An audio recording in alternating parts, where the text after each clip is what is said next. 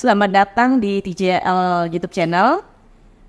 Saya Faria Stuti, host dalam podcast kali ini. Topik yang akan kita bawakan kali ini adalah cukup viral juga karena banyak terjadi ya. Itu tentang pelecehan seksual di kampus. Ya. Jadi kita kedatangan tim Satgas PPKS Universitas Tanjung Pura. PPKS itu singkatan dari Satuan Tugas Pencegahan dan Penanganan Kekerasan Seksual Universitas Tanjung Pura. Ya. Nah, di sini saya kedatangan anggota tim ini yang kebetulan tiga-tiganya, yang satu barusan selesai, barusan selesai kuliahnya, yaitu adik Zahra Wulansari Sarjana Hukum, ya. Kemudian selanjutnya ada ini masih mahasiswa tingkat akhir ya, Astri Muryani, kuliah di ekonomi di jurusan akuntansi. Kemudian Lady Cleo Ila Mardatila dari Fakultas Teknik ya. Nah, di dalam Satgas ini terdiri dari dosen dan mahasiswa ya, Dek ya? Ada teknik. Jadi ada teknik juga. Ini totalnya ada berapa tuh ininya? Anggota timnya. Anggotanya Ada 11 orang. 11 orang. Oh, oke. Nanti kita tanya-tanya lah ya, bagaimana sampai tim ini terbentuk ya. Kemudian kasus apa yang banyak dihadapi oleh mahasiswa atau bukan mahasiswa, karena mahasiswa di kampus kan terdiri banyak komponen dari situ ya. Nah, memang kampus itu sendiri merupakan satu tempat di mana relasi kuasa itu cukup dominan terjadi ya, terutama hubungan antara dosen dan mahasiswa. Jadi mahasiswa itu dalam posisi yang lemah lah begitu ya, dosen dalam posisi yang kuat. Kemudian antar mahasiswa junior ke senior itu juga jadi relasi kuasa seperti itu. Jadi saya masih ingat waktu kuliah di S3 di Australia dulu, itu sebelum tahun 2000 itu ya, bayangkan itu kami sudah beritahu lah bagaimana sexual harassment itu, sehingga kita bisa menghindarkannya. Kemudian baru sekarang ini puluhan tahun kemudian, nah saya melihat baru ada di Untan ini yang katanya didirikan pada tahun 2022 ya. Oke. Dan sexual harassment itu tidak selalu dari laki-laki ke perempuan kan, bisa juga dari perempuan ke laki-laki atau bahkan sesama jenis. Ya, laki-laki atau perempuan. Jadi jangan selalu berpikir dari laki ke perempuan, kan begitu kan? Padahal ya bisa macam-macam bentuknya begitu. Jadi adik-adik itu juga harus tahu ya, bukan adik-adik juga, dosen-dosen juga harus tahu begitu bahwa kemungkinan itu akan terjadi. Baik ya, kita mulai aja. Jadi waktu menjadi Satgas ini, apa yang prosedur yang kalian lalui waktu itu untuk menjadi anggota ini? Salah seorang Dari saya aja ya, Bu. Ya. Saat ingin diseleksi ya, Bu, tentunya setiap fakultas itu harus mengirimkan orang gitu kan, Bu ya, delegasi. Nah, kemudian saya ada dihubungi dari beberapa oknum gitu di kampus, ada dosen juga kayak yaudah Astri daftar aja dulu gitu kan, jadi perwakilan ekonomi, kemudian kayak gitu kan, Bu. Dan setelah itu kami diseleksi nih semua perwakilan fakultas. Jadi diseleksi, mengerjakan soal segala macam, ditanya, wawancara, kemudian setelah itu barulah kita ini siapa yang kepilih, barulah itu terbentuk, Bu. Nah, untuk yang tim seleksi sendiri itu, yang penyeleksinya itu dibentuk dari Kemendikbudnya langsung, Bu, dari Menteri Pendidikan langsung. Jadi mereka yang seleksi, makalah itu kami jadi terbentuk. Jadi waktu itu tesnya ada apa aja? Interview? Iya, interview seputar KS, kekerasan seksual. Kemudian kebanyakan itu sih tentang KS ya. Oke. Jadi tadi anggotanya itu selain ada berapa orang mahasiswa? Ada 6. 6 dosen? Dosen ada 4, 1 tenaga pendidik. Oh gitu, oke. Nah, didirikan pada tahun 2022 ya. Oke. Nah, bagaimana orang di Untan ini, saya bilang orang ya, semuanya lah, mahasiswa, dosen apa, civitas apa dan tahu nih, civitas kita tahu nih, bahwa ini ada loh. Saya soalnya baru dengar dari Pak ini, baru dengar, ini bagaimana nih, tahunya itu. Oke, Sehingga kita bisa kalau ada masalah kita bisa langsung lapor ke sini gitu kan. Oke, terima kasih Ibu. Jadi seperti ini, kita berawal dari adanya Permendikbudristek dulu Ibu. Itu asal mula adanya terbentuknya Satgas PPKS di seluruh universitas swasta maupun negeri di Indonesia. Jadi berangkat dari Permendikbudristek nomor 30 tahun 2021 tentang pencegahan dan penanganan kekerasan seksual di lingkungan perguruan tinggi. Jadi terbentuklah Satgas PPKS. Jadi memang arahan dari Menteri Kemendikbud kita kayak gitu untuk menghadirkan satuan tugas pencegahan dan penanganan kekerasan seksual di tiap-tiap universitas yang ada di Indonesia. Berangkat dari berbagai permasalahan kekerasan seksual yang cukup banyak dan cukup pelik Ibu ya. Dan kekerasan itu cukup besar gitu. Angka yang masuk ke berdasarkan Kemen PPA sehingga bahkan 14.000 itu 14.000 Indonesia se-Indonesia terjadi kekerasan. Dan dari tahun 2021 sampai tahun 2022. Nah, kita berangkat dari situ dan 4.000 dari jumlah 14.000 tadi itu merupakan kekerasan seksual. Dan dari hal tersebut itu yang menjadi pemicu yang mendorong bahwa perlu adanya regulasi untuk melindungi korban-korban ataupun berbagai pihak yang dirugikan atas tindakan kekerasan seksual tersebut.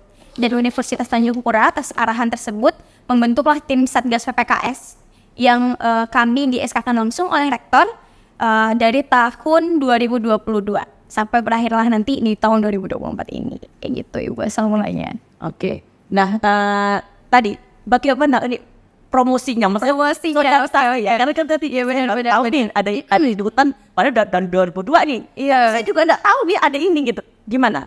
Itu sebenarnya jadi PR terbesar kami Ibu karena memang ibarat kata kita terhitung merintis ya Ibu. Yeah. Terhitung merintis benar-benar kami dihadirkan menjadi bagian dari Untan ini dari awal. Ibarat kata kami menyusun juga ada berbagai buku panduan, aturan dan kode etik dan segala macamnya kayak gitu kan. Dan bagaimana bentuk sosialisasi kami dan menginformasikan kami ke warga Untan lah ya. Karena banyak orang tahu. Sebenarnya kami mulai muncul itu dari tahun 2022 Ibu di sosialisasi PKKMB. Itu masih online waktu itu. Itu kami waktu itu launching mulai itu di PKKMB dan sampai ke tahun 2024 ini kami masih ada di berbagai fakultas. Namun mungkin sayang sekali ada beberapa fakultas yang tidak menghadirkan pelatihan apapun menginformasikan Satgas PPKS. Jadi ada beberapa tahun kami ke beberapa fakultas, ada beberapa tahun kami juga ke beberapa fakultas yang berbeda kayak gitu. Jadi belum semua. Iya, tapi mungkin tidak tahu kali. Iya, gitu. PR-nya Ibu. Tapi sebenarnya yang sebelumnya tahun lalu udah mengundang, depannya nggak mengundang kami lagi. Mungkin pengurusnya ganti. Iya, makanya.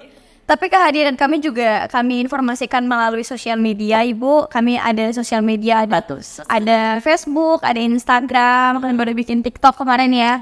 Terus ada layanan pengaduan juga kayak gitu yang bisa langsung dihubungi melalui WhatsApp ataupun langsung ke phone center ataupun ke gedung konferensi lantai 2 Ibu.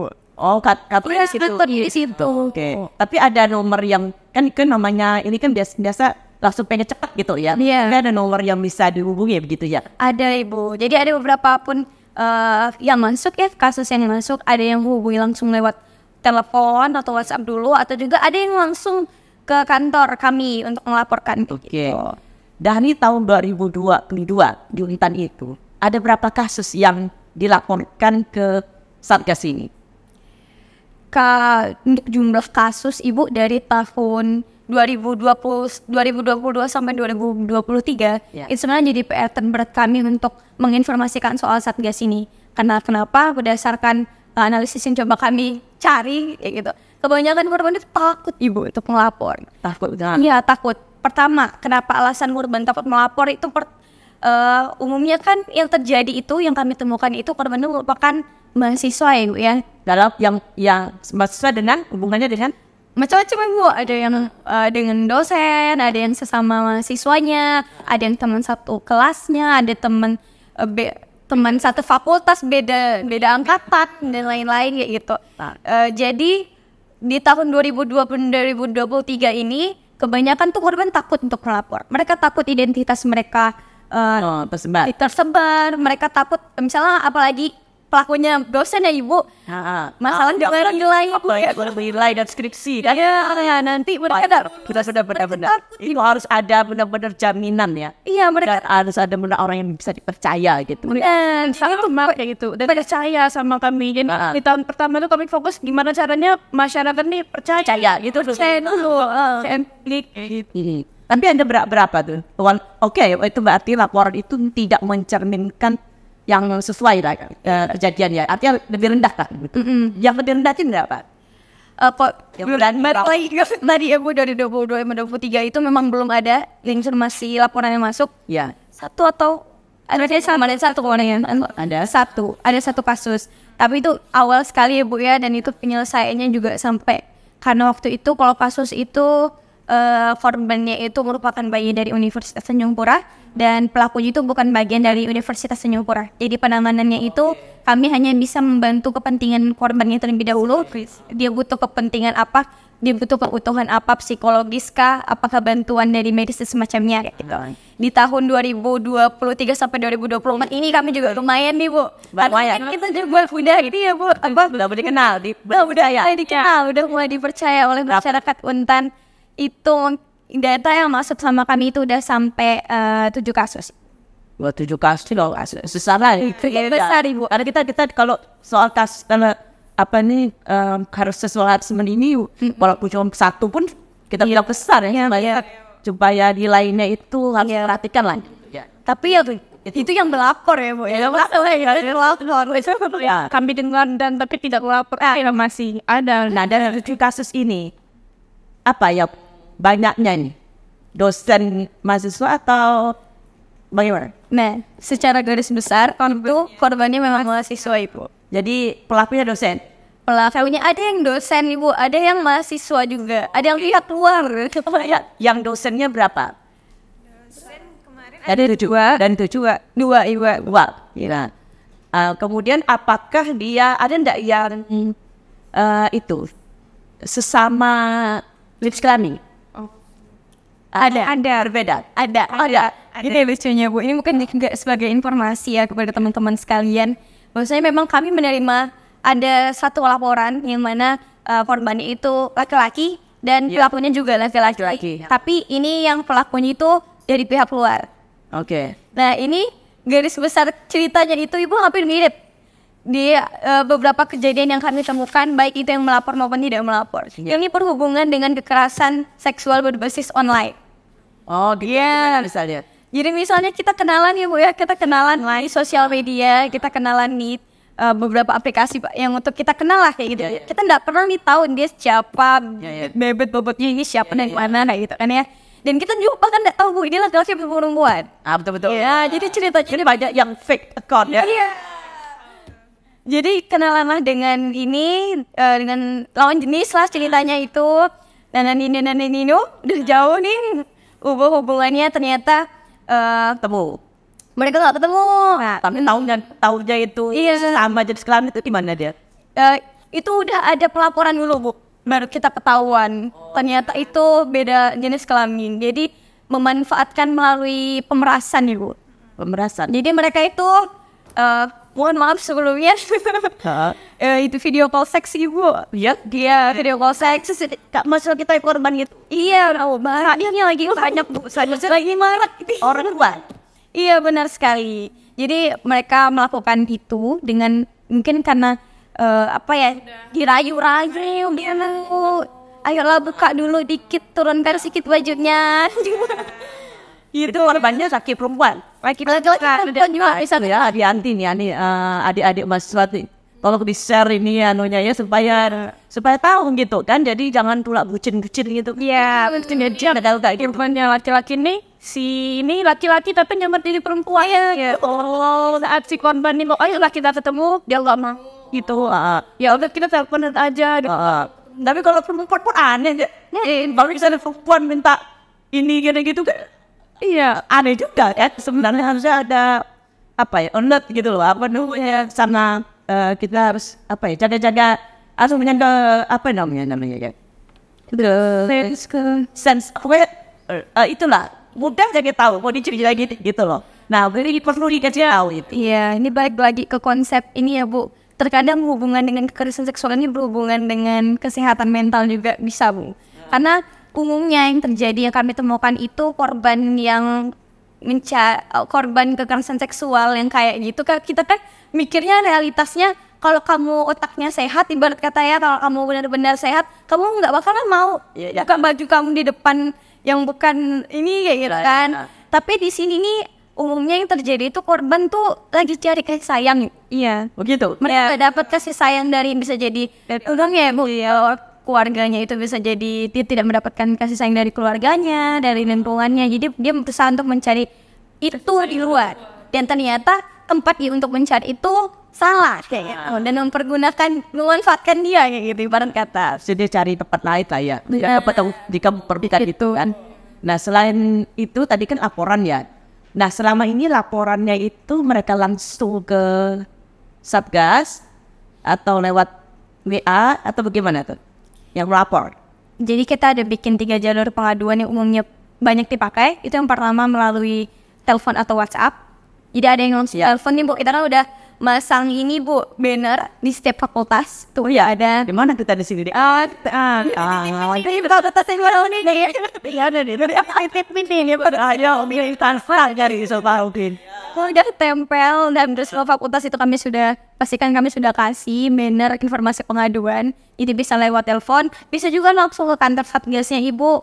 Jadi ketemu langsung masuk ke ruang pengaduan. Bisa juga melalui kalau dia tuh takut ya Bu ya, misalnya dia takut untuk langsung ngomong ataupun bertemu langsung, dia bisa langsung mengisi formulir pengaduan. Oke, nanti bisa tuh tulis di IG-nya ya, tulis nomor-nomor yang itu jadi supaya mahasiswa kalau ketika kami yang biasa muncul di IG dulu tuh, nanti kan ada nomor-nomornya begitu ya, jadi ini bisa ke situ lah kayak gitu ngelapor ya. Nah kemudian kalau itu terkait dengan dosen, bagaimana ininya? Penanganannya korban oke. Kalau ke dosen bagaimana? Dosen sebagai korban apa sebagai pelaku nih yang namanya dosen ada sebagai korban? Kalau sejauh yang kami melihat emang belum ada gitu ya. Sebenarnya pelaku di mana tuh? Kena mahasiswa atau siapa? Ini masih enggak laporannya mungkin ke bagaimana tuh dosen? Oke. Jadi kejaran ini. Jadi ada juga Bu mahasiswa yang kan kami baru melakukan sosialisasi PKKMB itu pada tahun 2022, 2023, 2024. Jadi yang mungkin belum awam dengan informasi kami adalah yang 2020 dan ke atas gitu ya, yang angkatlah kuliahnya melasin. Jadi ada mahasiswa yang melapor kayak gitu kan, pertamanya dia melapor ke dosen yang dia dekat dulu. Tapi dia sudah berusaha juga ya nggak? Jadi kayak dia udah merasa aman nih kayak gitu Bu. Saya ini itu dosen pembimbingnya kah gitu. Pokoknya dia menceritakan lah kejadian ini kan. Nah kemudian si dosen yang menceritakannya ini menceritakan lagi ke kepala jurusan gitu atau jurusan. Untuk kayak ini Pak ada mahasiswa melapor kan. Nah kebetulan untungnya kepala jurusannya tahu tentang Satgas, jadi langsung ke ketua Satgas kami yaitu Ibu Emil. Ibu Emil ini dosen arsitektur di Fakultas Teknik. Nah jadi setelah itu dilaporlah, barulah kemudian kami menangani selam. Jadi si korban melapor data menceritakan kronologisnya apa dan sebagainya kayak gitu, memberikan di chat, telepon. Itu siapa tuh saksinya? Oke, untuk alur penanganannya, kalau misalnya salah satu kita kan akan menangani kasus kekerasan seksual ibu dengan salah satu pihak itu merupakan bagian dari Universitas Impura. Entah dia sebagai korban atau pelaku. Jadi terserah itu mau kalian servis kah, mau siapakah yang berhubungan dengan Untan, itu bakalan bisa berhubungan langsung ke Satgas PPKS.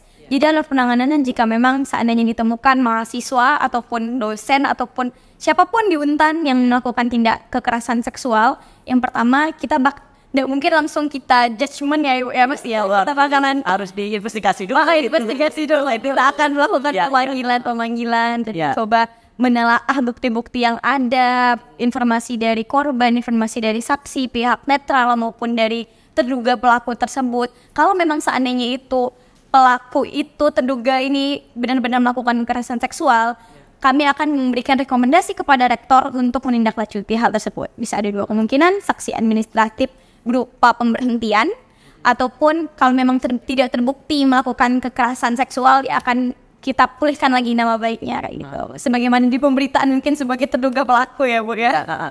Jadi itu mengenai bukti ya. Iya. Bukti ini kan sekarang agak mudah nih, ada WA. Tahu bisa juga telepon yang direkam gitu ya. Iya. Jadi sepertinya bukti itu tidak juga terlalu susah sekarang ini ya. Iya udah ya, benar. Jika memang curiga, terus gini juga. Belum lama ini kan disarankan kami dalam rapat itu ya. Dosen harus kalau konsul itu harusnya di kantor gitu. Iya benar. Kalau saya sih memang dari dulu tidak pernah sih mahasiswa itu di rumah ya. Di rumah itu soal lain lah. Tapi umumnya lah ya di kantor, di kampus gitu ya. Seharusnya mahasiswa juga tahu tuh. Kalau ada dosen yang meminta konsul di rumah, harusnya dikasih tahu bahwa ditolak. Atau maksudnya bahwa tahu bahwa ini ada sesuatu yang harus dicurigai lah. Hindari. Nah, dihindari seperti itu. Jadi mungkin minimal diberitahu kepada kawan orang yang lain sehingga ketika ada sesuatu yang tidak diinginkan itu bisa membantu. Nah, sebab itu juga salah satu faktor ya. Kalau di rumah itu kan mungkin sangat kita tidak tahu dari siapa orang itu di rumah kan. Nah, seperti itu. Private Betul. Sama juga dengan di ruang-ruang kampus lah misalnya ya, ruang-ruang kampus ini. Kalaupun tidak berdua aja isinya itu juga berisiko tidak? Iya. Kan harusnya ada tempat yang cukup aman ya, pun tentu kalau ada misalnya tempat di mana ada orang lain, situ ya. Nah itu saya rasa dalam proses bimbingan itu paling sangat berisiko ya. Hal-hal seperti itu ya. Tentu aja di luar itu juga ada, tapi itu termasuk yang berisiko karena mahasiswa sangat memerlukan itu ya, dan sementara dia dalam proses seperti itu. Nah, jadi kalau memang ada yang mengalami seperti itu ya langsung aja melapor ke Satgas ini soal bimbingan segala macam itu gampang bisa dialihkan orang lain ya. Nah, sebab kalau dia diam berarti dia melanggengkan, betul tak? Iya.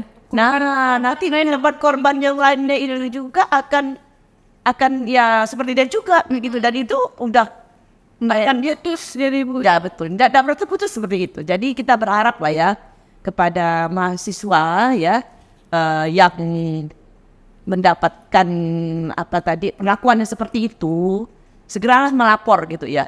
Kalau ada ciri-ciri itu pun jadi jangan dulu udah terjadi baru, tapi kalau sudah ada pengarah ke situ, ini kadang-kadang mereka mengarah kayaknya gimana ya, mengarah ada juga kadang-kadang ini aneh ya, kok dosen saya ngomong kayak gini gitu kan. Nah itu ya ngomong-ngomong kalau dalam bahasa Malaysia bahasa lucah ya ngomongnya sih ya benar, nggak boleh loh itu berbicara porno itu. Gimana termasuk kekerasan seksual. Kadang-kadang itu orang-orang dewasa mau sama dia ya. Benar. Ya, dia pikir itu hal yang biasa. Tapi itu sebenarnya tidak biasa. Kalau saya tidak suka itu mendengar orang-orang yang ngomong seperti itu. Nah, itu jadi di kalangan dosen itu sendiri juga harus mengetahui bahwa untuk jadi dosen itu ya itu jangan lakukan hal seperti itu kan. Ya, karena kita punya kekuasaan pasti kan. Nah, itu ya. Jadi memang harus diintensifkan lah ya, dan terutama mungkin semakin dikenal lah ya ininya Satgas ini ya, supaya bisa menangani hal-hal yang yang memang tidak diinginkan. Oke, sekarang bentuk tadi kan sudah ada disebutkan ya kekerasan itu ya, seksual harassment, pelecehan itu bisa berbentuk verbal kan, ada bisa yang berbentuk mungkin apa namanya, Fisik fisik gitu kan. visual juga bisa. Nah, visual kan kasih gestur kasih gambar-gambar, benar. gambar-gambar yang porno begitu kan. Nah, jadi itu harus tahu. Jadi jangan mikir itu biasa. Kadang-kadang di budaya kita itu sepertinya itu kan biasa aja gurau. Kita tidak bisa membedakan mana yang bergurau, bercanda dengan yang sudah menjurus pada itu. Nah, jadi maksud saya di lingkungan kita lah, yang budaya timur itu. Jadi jangan juga menganggap bahwa itu hal yang biasa. Benar. Itu. Jadi jangan, termasuk yang pelakunya ini, jangan menganggap itu hal yang normal gitu. Dia yang tidak normal kan. Iya. Nah gitu. Nah itu Cot. Itu tantangan juga sih sebenarnya Bu untuk kita, karena memang kebanyakan masyarakat itu menganggap ini hal yang prakarya, banget gitu Bu. Contoh deh, pernah saya masih ingat dulu gitu ya. Saya itu ke kampus jalan kaki, pakai topi. Iya benar. Orang tuh bershoot gitu. Itu Catcalling Bu, itu catcalling. Nah itu kan sebenarnya kan tidak boleh, anak tuh ya gitu. Jadi kita itu sudah dari kecil itu sepertinya hal seperti itu dianggap yang lumrah. Terus saya kan aneh-aneh anget ya. Apa waktu saya baru pulang ya dari luar gitu. Wah, saya pun di luar tuh tidak boleh kayak gitu kan ya. Terus mendengar misalnya ada yang ngomong ngomong bahasa kotor lah saya di porno seperti gitu ya. Bahkan ada ya laki perempuan tuh ya saling bersambut ngomong seperti itu. Nah, kalau dia sama dia, kok dia mau bilang oke dia. Iya. Orang lain belum tentu kan. Iya. Nah, itu juga jadi jangan harusnya ada standar lah dalam pembicaraan gitu ya. Iya. Nah, itu pasti juga harus tahu. Jangan pula di kalangan sesama mahasiswa membicarakan hal yang seperti itu begitu kan, sehingga kalau sudah ngomong kayak gitu laporin aja gitu kan. Nah itu. Nah, karena berbagai macam kekerasan seksual juga kadang nggak cuman fisik doang. Umumnya orang-orang menganggap kekerasan seksual itu pelecehan doang Ibu. Penilaian orang tuh kalau misalnya dia menyentuh area vital, boleh itu kekerasan seksual. Udah banyak sekali itu kekerasan seksual. Ada menyentuh tapi lewat video. Iya. Gestur juga Bu, kalau misalnya menunjukkan gestur yang merupakan seksual, itu juga merupakan kekerasan seksual gitu. Bahkan stiker tuh Bu, sekarang kan memang mungkin kita lagi WhatsApp tuh suka bagi-bagi stiker. Kalau stiker itu mengandung hal-hal seksual yang benar-benar seseorang di bagian dari grup itu merasa terganggu, itu juga termasuk kekerasan seksual.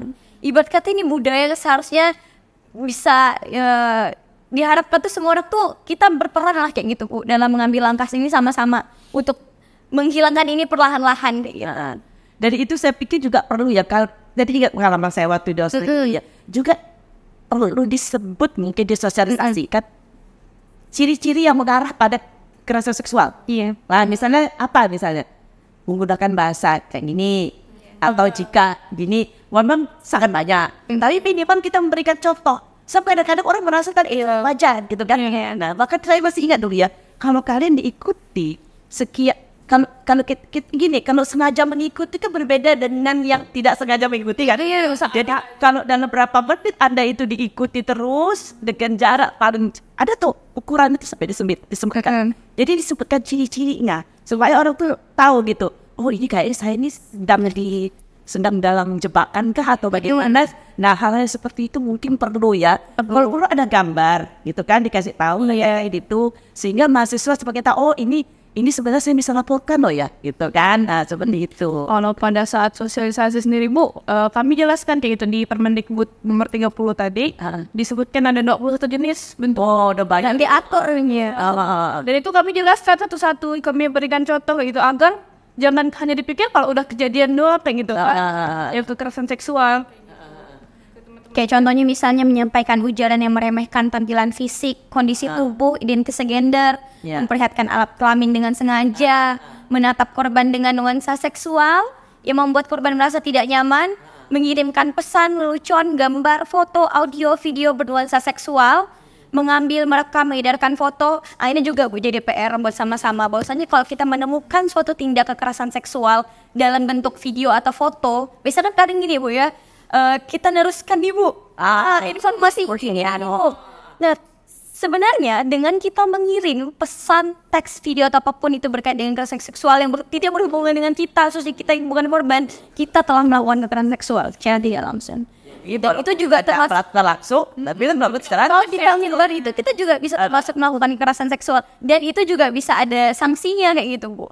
Selain udah ada diatur dalam Permendikbudristek nomor 30 tahun 2021, udah ada undang-undang juga kan, Bu, udah disahkan soal undang-undang TPKS gitu. Itu kan yang terjadi sekarang ini, yang kasus guru dan murid itu, video yang segala macam itu ya.